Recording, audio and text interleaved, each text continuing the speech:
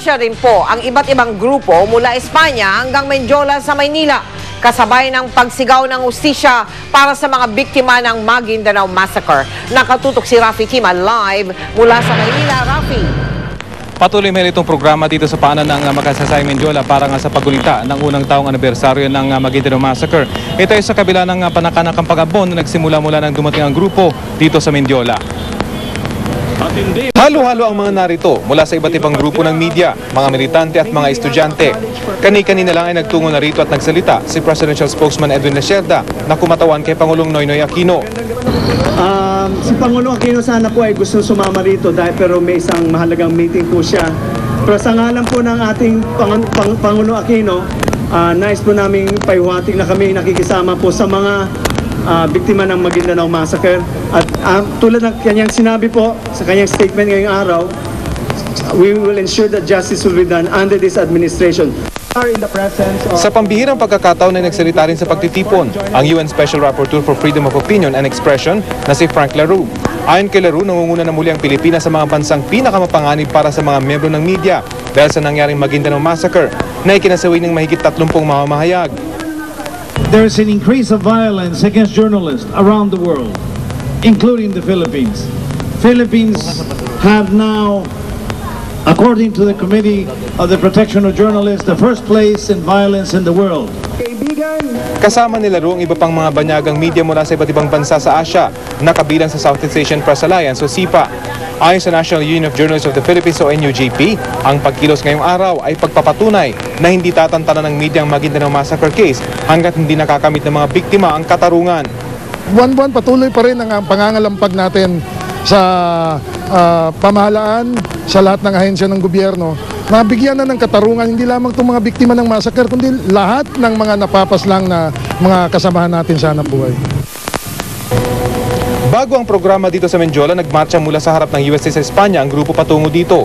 Mismo ang may bahay ng isa sa mga biktima ng Maguindanao Massacre ang nagsalita sa harap ng grupo ng mga media at mga militanteng grupo bago ang pagsisimula ng marcha. Sa kanyang maikling talumpati, hinimok ni Ginang Mirna Reblando ang lahat na huwag kalimutan ang sinapit ng asawang mamamahayag na si Manila Bulletin reporter Bong Reblando, 10 ng 57 iba pang biktima ng karumal-dumal na krimen. Batid na rin daw niya ang panganib sa kabila ng pagkakakulong ng mga pangunahing akusado sa krimen. Pero pilit na raw niyang nilalabanan ng takot. Mensahe niya sa mga ampatuan: kung talagang wala silang kasalanan, huwag nilang harangin ang proseso. At hinahamon ko rin si Forto na patunayan niya na walang kasalanan ang kanyang kliyente. Hindi rin daw dapat kalimutan kung sino ang nasa likod ng mga ampatuan. Dapat daw umpisahan ng tingnan kung may pananagutan si dating Pangulong Gloria Macapagal Arroyo sa krimen. Kaduda-duda raw kasi ang mga ikinilos ng dating Pangulo matapos ang massacre. Matatandang sinabi na ng kampo ni Congresswoman Arroyo na hindi kinampihan ng dating Pangulo ang mga ampatuan. Sa katunayan, siya raw ang nagpatanggal sa mga ito sa partido nila at ito ang nag-utos para arestuhin ang mga ito. Itatanong nyo yan sa kanya, wala siyang ginawa. Kaya sabi ko sa kanya, magaling siyang magsira, pero tingnan niya muna yung sarili niya kung tama rin yung pinagagawa niya nung panahon na yun. I challenge her. Bago mag-alas 5, tumulak na ang grupo patungong Mendiola. Bukod sa National Union of Journalists of the Philippines o NUJP, sumama rin sa rally ang mga estudyante mula sa UP College of Mass Communication, mga militanteng grupong Bayan Muna, Gabriela, Anak Pawis, Karapatan, Partido ng Manggagawa at KMU. Pagdating ng grupo sa Mendiola, sinalubong sila ng iba pang mga media group kabilang ng Southeast Asian Press Alliance o SIPA, isang regional media organization. Bukod sa dala nilang 58 sulo sa marcha kanina, nag-alay din kani-kanina lamang ng 58 bulaklak at 58 kandila ang grupo dito sa Mendiola para sa mga biktima ng massacre. Muli iginiit ng grupo hindi sila titigil sa pangangalampag para hindi mawala sa kamalayan ang karumal-dumal na krimen. Mel? Maraming salamat sa iyo, Rafi Tima. Si Mel Tiangco, ang inyong kapusong totoo.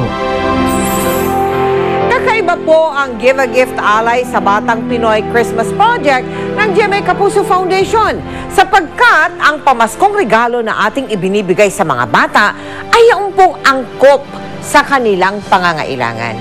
Ngayong gabi, ang sektor ng mga kung tawagin ay special children ang aming hinatira ng maagang pamasko. Malawak ang pataniman ng saging sa Davao del Norte. At sa gilid ng daan, kapansin-pansin ang mahabang pila ng nakabilad na saging. Dito umaasa na ikinabubuhay ang pamilya ni Aling Eva. Pamamanitay ang tawag dito.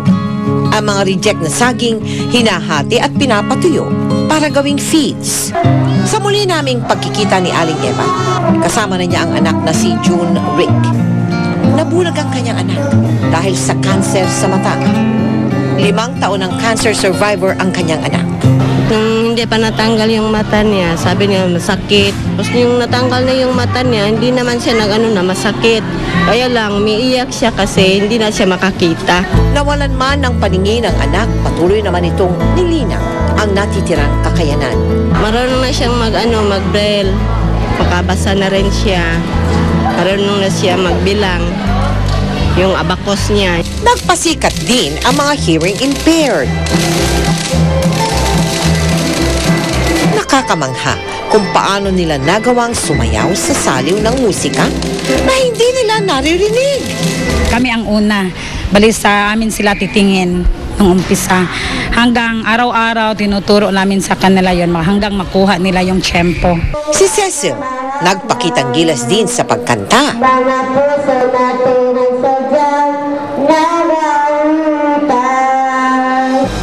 Ang kanilang talento, espesyal na pabaon sa ating pagdalaw sa kanila.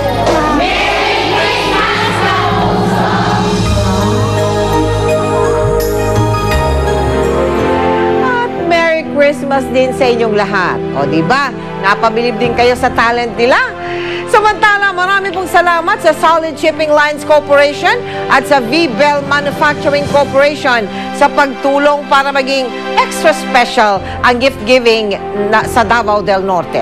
At sa mga nais naman mag-donate sa GMA Kapuso Foundation, maaari po kayo mag-deposito sa aming mga bank account o kaya ay mag-log on sa www.kapusofoundation.com. Susunod!